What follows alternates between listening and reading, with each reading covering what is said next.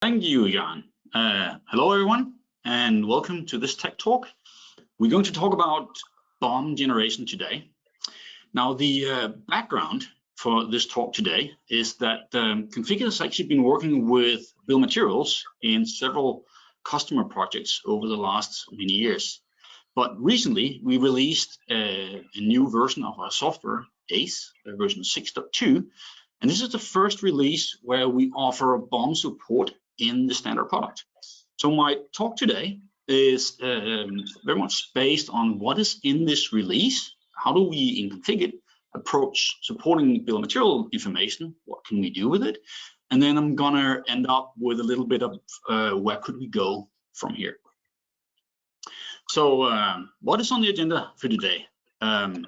First, I will start off with the ideas and observations that we've had learning from customers that works with bill of material. What are we trying to achieve? Next, I will going in and trying to understand what it is we're working with. So there are some design philosophies behind the choices that we made.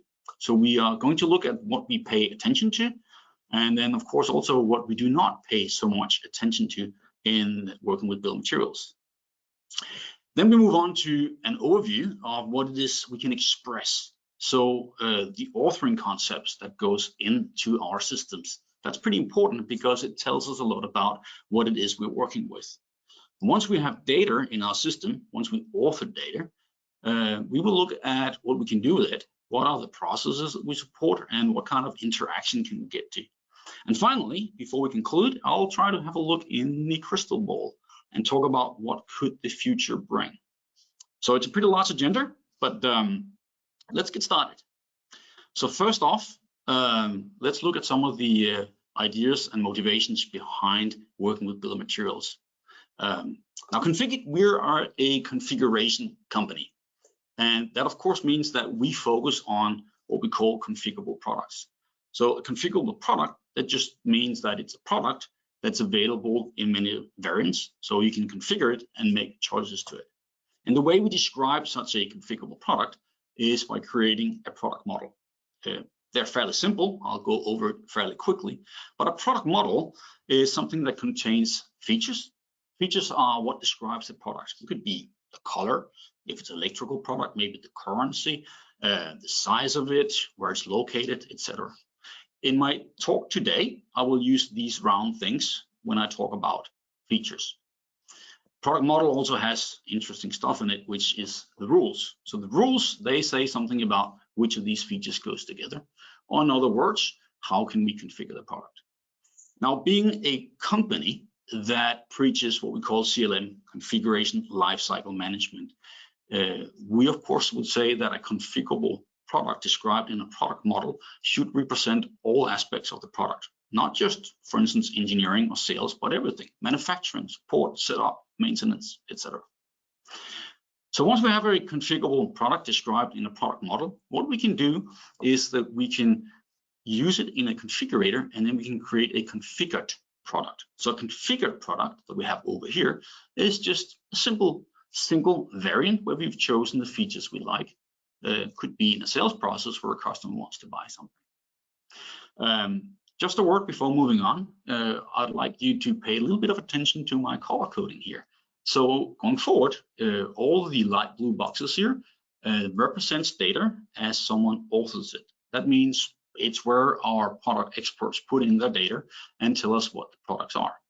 And the gray boxes here, that's how we look at it when we consume it. So the left-hand side is my configurable product as I'm authoring it if I'm a product expert, and the right-hand side is a configuration as I would consume it, for instance, at point of sale. I have a few dark blue arrows in my slides, and they represent operations when we actually work on authored product, authored intent, and then get to something we use in an application. Okay, so once we have a configuration, we get to today's topic, because if we have a configuration for a configurable product, and for instance, we want to manufacture it, we need a bill of material. And this is where we center our talk about today. So a bill of material can be a lot of different things. Today, I will look at it from a fairly simple perspective. If I have a product up here, I have a configured product, I can have a bill of material for it. So my bill of material is fairly simple. It just says for this product that I just configured, I have some subproducts. It contains this subproduct, and that subproduct. But some of my subproducts, like this one, could again have a bill of material that has other subproducts in it. So a bill of material for a configured product is just a hierarchical structure that tells us which subproducts we need. So the motivation for working with bill of materials and the motivation for today's talk is about how do we get to this bill of material? What we've learned from customers is that this process is often manual. It's slow, it can take weeks, often it's error prone, and it requires a lot of specialized resources. For instance, engineers who needs to calculate this bill of material. So what we would like to do is we would really like to automate this process. And for this, we introduce what we call configurable bill of materials. So a configurable bill of material contains configuration logic, and this configuration logic is capable of reacting to a configuration. These configurable bill of materials, they have different names depending on where you come from. Some might know them as 150% BOM. If you're from SAP, you might call them super BOMs. But what they do is they represent all possible subproducts that we need. So all these are possible subproducts that we need in order to fulfill this product. The right-hand side is a configured product, and that's a specific product. Some people call it 100% BOM, and those represent all specific subproducts we need for this specific configuration. And the motivation is, could we actually automate this process? So if we have a configuration and we marry it with a configurable bill of material, we can automatically get to a 100% BOM. So that's motivation number one. Motivation number two is when we look at authoring, quite often we would see that the product models that describes our configurable products and the configurable bill of materials, they're maintained in different systems. Maybe this one is maintained in ACE model, Configit, and maybe this one is maintained in the PLM system. They might also be maintained by different people. So what we would really like to get to is to get some kind of alignment between these two pieces of information. So that's another motivation. So automating the process of the generation and aligning the data as we're authoring it. All right, so now we know what motivates us. Let's take a look at what the design philosophies behind the Configit BOM implementation is. What do we pay attention to and what do we not pay attention to? So it's not surprising that the primary focus area for Configit being a configuration company is that we focus a lot on the configurable part of bill of materials. There's a lot of operations you can perform on bill of materials, but we focus primarily on the configurable part. I'll get into what that means later. We focus a lot of interaction. So once we have a configurable bill of material, we would like to be able to interact with it. So for this, we create a number of APIs that I will present shortly. And then we know the bill of material systems are very, very different. So we try to make our system very, very flexible so we can actually take data from many different types of systems, disregarding of how the BOMs are structured, and work with them in a configuration context. If I say what I focus on, I should probably also say what we do not focus on.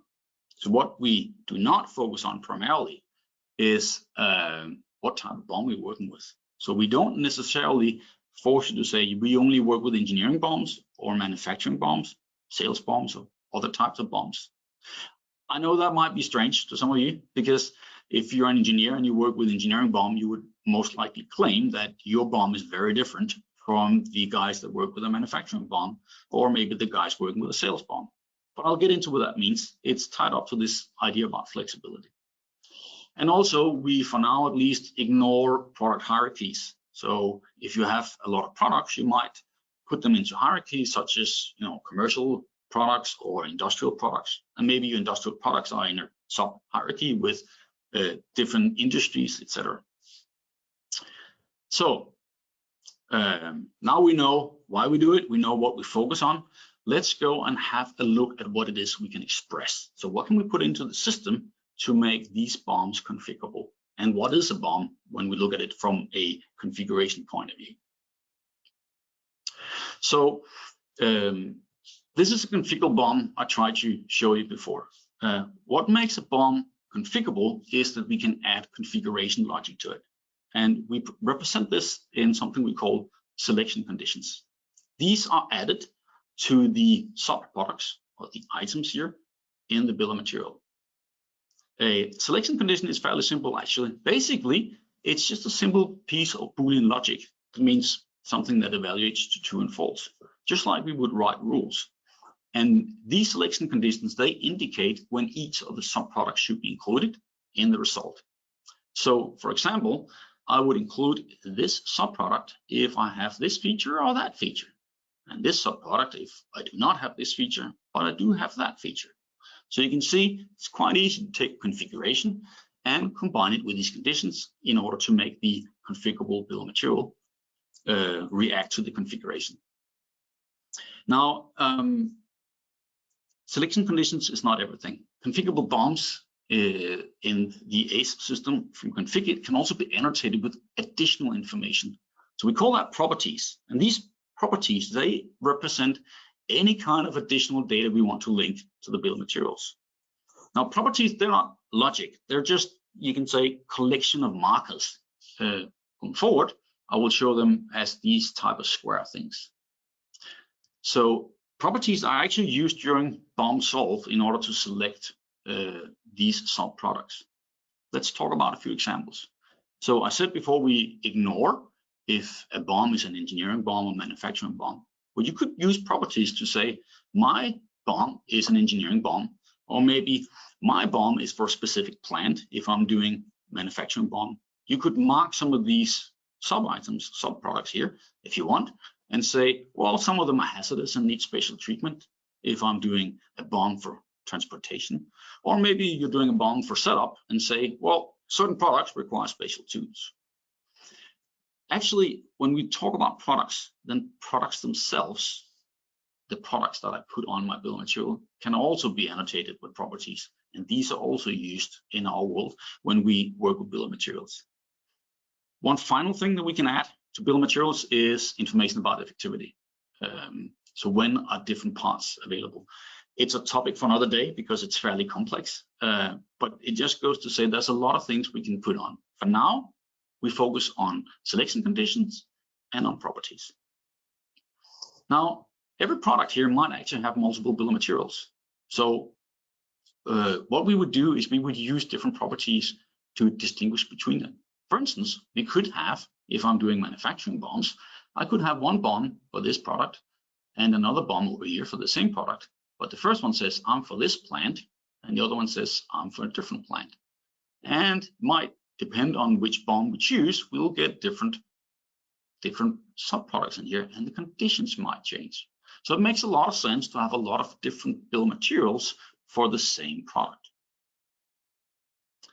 Okay, this slide is a little technical, but hang in there. What else can we put in our system? We can talk about modularization. So usually, when people talk about bill of materials, they think of bill of materials as being reusable modules. But there is a challenge here because we have configuration logic in our bill of material. And when I need to evaluate these conditions in here, you can say this product has this subproduct. And again, this subproduct has a bill of material that has other conditions. How do I evaluate my conditions down here? I need the logic to come from somewhere. I need it to come from a configuration. So if I'm creating a configuration for this guy up here, that means that the logic I have in my conditions need to be in my product model. Not everyone would like that. Some people actually think of products as being modules where the bill of material and the product models, they go together. For that reason, it is actually possible to create alignments where we have for each product, we have a bill of material for, we can have a product model. And if a bill of material up here consumes a bill of material for another product, then the product model for the same product should consume a product model for the same one. So we can actually build up a hierarchy here, both on the bill of material side and on the product model side. We call that modular modeling. So let's have a look at what goes into the system if we collate it all together. The first thing we need to have is a feature catalog. This is all the known features we have. So basically what they do is they form a common language that ties all the configuration logic together. This is used in all our product models, and it's used in all our configurable bill of materials. We need a product catalog. So many of you might say there's something called parts, there's something called assemblies. I call everything in here products and subproducts. But the products here basically talks about everything that can be configured and everything that goes into a bill of material. These products, they can have properties on them if we want. We needed a BOM catalog. So these are all the BOMs for all the products that we know about. And finally, of course, we need product models. So some of the products in the catalog here might be marked as what we call configurable.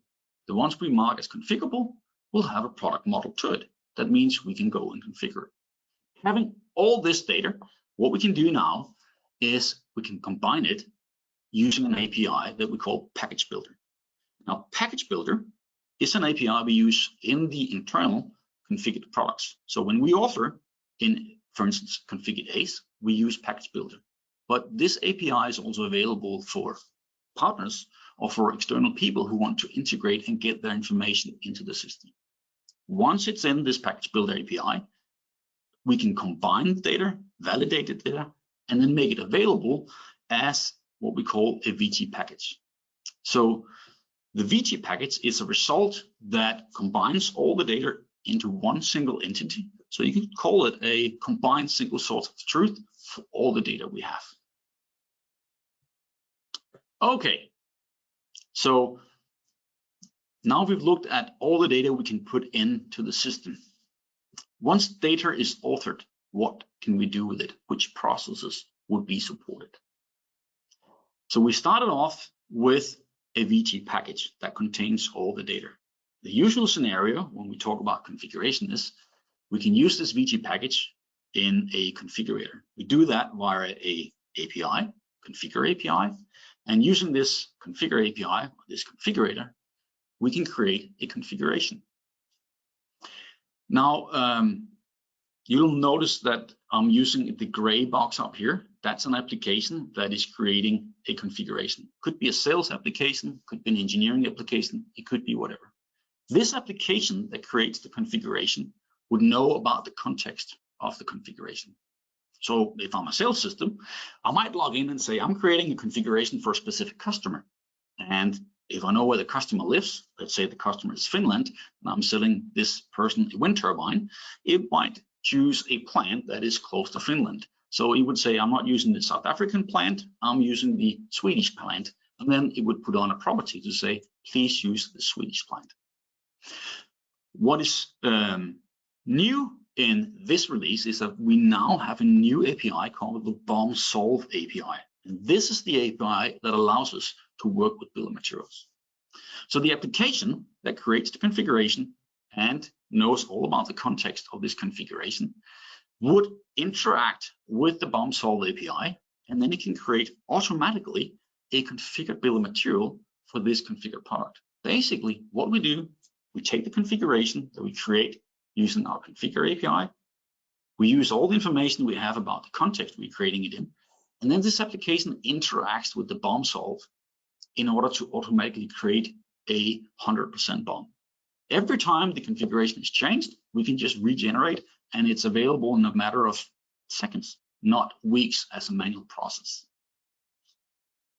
Okay, now we know how to generate it. I mentioned that flexibility is very important. When we are dealing with configurable bill of materials, we need to know how to apply it once we have a configuration and need to apply it to a configurable bill of material. What we do usually is we take a configuration and then we apply it to a bill of material. But remember, this bill of material up here can have a subproduct that has another bill of material. And this bill of material might also have configuration logic in it. These are our selection conditions. So usually what we do is we take our configuration from up here and then we just keep applying downwards. That means that this configuration here would also be used when I evaluate this bill of material. Sometimes that might not be what you want to do. So it is possible using the BOM solve API to create a new configuration. So for this specific product here, I can create, using my configure API, a new configuration for that and inject it into my bill of material. And that means from this node and downwards, I'm reacting to this configuration. I'm actually allowed to do that at any point in my bill of material. So from the top, I would use this configuration. When I get to this point, I will use that configuration. And when I get further down, I will use that one. The same goes for our properties when we apply them. We can override at any level to say from here and downwards, use a different set of properties. Why would we want to do that? Well, maybe we have multiple plants. We know that this plant here this product here is produced on a specific plant. It could be, let's say I'm a seat manufacturer, I'm an automotive manufacturer. I could have a plant for my seats, but the assembly of my vehicle here is done in a different plant. So you can say the vehicle is from one plant, but some of the sub products are from a different plant. Okay, so it provides a lot of flexibility. We can inject configuration and we can inject properties at various levels. We don't have to, you can use the top level, but the API will accept it at any level. Now, one important part of this BOM solve API is that it is not just give it data, get a result. We've designed the BOM solve API to be interactive. So for instance, I mentioned we could have multiple bill of materials for the same product. When I get to a certain product in my bill of material, maybe I have different bill of materials. I don't know which to select yet. Maybe I haven't put my properties in. Maybe I haven't put a complete configuration in. So what we allow the user to do is to say, well, we have some nodes in here, and now you have choices. There are 3 bill of materials for this product we have. We don't know which one it is. We cannot deduce it for you automatically, but you can choose one. In fact, we have that for every node in our solved bill of material. And this makes it interactive. So we usually call a BOM like this 120% BOM. It's based on the 150% BOM, the configurable BOM. It's partly solved, but it's not solved to 100%. So it's 120% BOM. And the idea is that the user can now go and inspect these different choices. So for instance, for the bill of material, I might choose one of them, click on this guy, and it would keep solving and expand that bill of material. Down here, I'm told that this product, this sub-product is put in due to the configuration probably. So I know I want to have it. I don't know about that guy. It could be put in. It's not been declined, but it's not been accepted either. So I could choose it or I could leave it out. And I could be told that this product down here, well, the configuration says it's not valid. But as a user, I'm allowed to change it. So I could choose to include this one and exclude that one. And this is actually quite strong because it supports 2 processes. It supports an authoring process and it supports a consumption process. At author time, we might actually want to go into this bill of material and simulate what happens, even though we don't have full configurations or complete product models. And at the consumption time, it would work very well with, for instance, an engineer to order process where we might get a partial configuration, or maybe we get a configuration with additional notes written on it. I want this configuration, but please change something. In that case, an engineer can go in to a partially solved bill of material and change it so it fits the notes. If you want to know about engineer to order versus configure to order, there is actually on our website a talk that addresses that specific thing. Okay, so we've made it almost through the things we have in our product as we are today, but let's also take a look at the future. Let's look in the crystal ball and talk about what might the future bring. So what I'm going to present to you right now is 3 different scenarios that are possible future extensions. It's something that we have heard from various customers would be interesting. Some of it we have working already in various customer projects. And I would say if you find these scenarios interesting, please reach out and let's talk about it. It might be that we can consider getting it into the product we have in future releases, or maybe we can collaborate on solving some of your challenges. The first thing the first challenge that we've been facing with is a question that says, how do I know if my configurable bill of materials are aligned with my product models? It's not an easy answer to give, actually, but the idea is that we would like to be able to do what we call formal validation. So for this, we have in some of our projects, we created a new service called BOM Validation API. The idea is that we can have an application that says, I would like to formally validate that my bill of materials, being configurable, are validated with my product models. And it's not just a test where we test like 100 different things or 1,000 different things. It's a formal verification that for every trillions of combinations of configuration we can make, we get to a valid bill of material. So what goes into the system? Well, we need to choose what we are validating. That could be a product model. When I configure this model, I would like to look at these bill of materials. And then there are criteria that goes in. So it could say, on every product model, I know if I have the battery, the big battery, then I need a fuse. Otherwise, I need something else. Maybe you want to express something about what we call cardinality. So it could be for every bill of material, I need exactly one of these products. It could be a collection of products that has the same functionality, like let's say a brake system. And I need always to have one brake system, but the conditions that chooses the brakes, it's not given that I always get exactly one. I cannot do with 0, I cannot do with 2 or more. I need one for every bill of material. The idea about BOM validation is that we can feed this set of requirements into an API. And what it will do is it will create all the possible trillion combinations as a solution space. Everything that's described by the features in our model. They will find the ones that are valid according to the rules in the product model. And then here's the magic. We will combine the configurable bill of materials, the selection conditions in these, with these criteria that we put in order to find out which of my configurations would give me a valid bill of material. And of course, the idea is to find the ones, the configurations that the product model says is okay. That means we might actually sell it, but that does not give us a valid bill of material. If we find these, we would like to ship back an example so we can fix the problem. So that's one scenario. Another scenario we've been looking at is to enrich what we can author in Configit. Configit is our authoring tool. Quite often, we are working in collaboration with PLM or PDM systems where we have bill of materials. So an existing scenario is quite often that we have a lot of information, product catalogs, BOM catalogs, and maybe engineering rules in a PLM system. And what we need to do is we need to enrich these with sales information. So ACE will be used sometimes just to combine existing rules from a PLM system, talking about engineering, with sales rules, talking about how to sell the product. We can do that today. We've done that multiple times. Usually, we would say ACE model, that's where you have all your product model rules. But what we have been asked to do a few times is to say, could you actually go down and take part of the bill of material authoring, at least the part that makes the BOMs configurable? So in other words, I would like to structure my bill of materials and my products in my PLM system, but the selection conditions could go to ACE. So it's a future possible extension to be able to author that. There has been talk about trying to do everything, BOMs as well, in Configit ACE.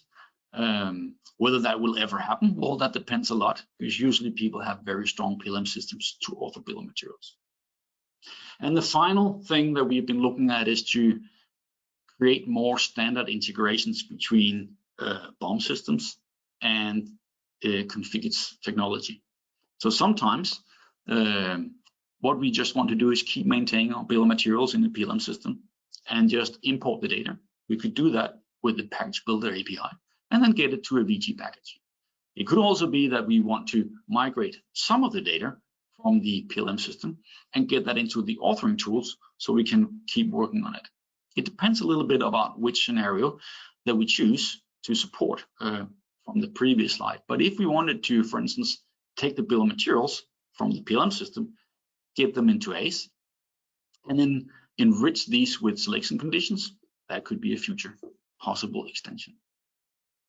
So I'm closing in on the last things I have to say today. We've gone through the observations, what have motivated us. So we want to get away from these slow and error-prone generations of bill of materials that are done manually, and we want to streamline the authoring process. That's what was the main motivation. We're focusing on the configurable parts, and we have a lot of emphasis on making our data structures very flexible and generic. So what can you express? Well, you can express configurable bill of materials, and you can express annotations on these bill of materials. And for that, we have a new API called the package builder. There are different ways to interact with the data. We have a new solve API, and then we looked at future possible ways to work with bill of materials. I have mentioned a few times that there are some additional talks. There are some webinars if you want to know more about this. So you can go to our website. There's a webinar talking about how to integrate PLM and CLM. That means where should we have different pieces of data, what's the different scenarios. There's a webinar that talks about engineered order when we're working with these 120% BOM. How could we work with them and how could we get to configured order? And finally, there's a webinar that talks about this BOM validation that I just mentioned. And with that, I think I've made it to the last slide I have. So thank you. Over to you, Jan. Thank you also from my side, Anders, for the great insightful presentation. One question I have here is, if I already have a PLM system, which probably belongs or refers to a couple of cases, how could I benefit from using Configit's BOM solution? Oh, good question. Yeah, I mean, there's several cases actually. So first off, your PLM system might not be able to handle the configurable part of your bill of materials. So in that case, it would make a lot of sense to keep doing what you do and like to do in your PLM system, structure the bill of materials, but leave the configurable part to, for instance, Configit Ace. Also, Configit Ace can make the existing BOM information you have available outside your PLM system. So basically, by getting the data out, you can get more value of what you already have. And finally, we talk a lot about CLM. So let's get the data out. If you have a PLM system, what you can do is you can combine it with information from other systems like sales systems, manufacturing systems, and by that, create a single unified source of truth for configuration that includes all the information we have in the PLM system today.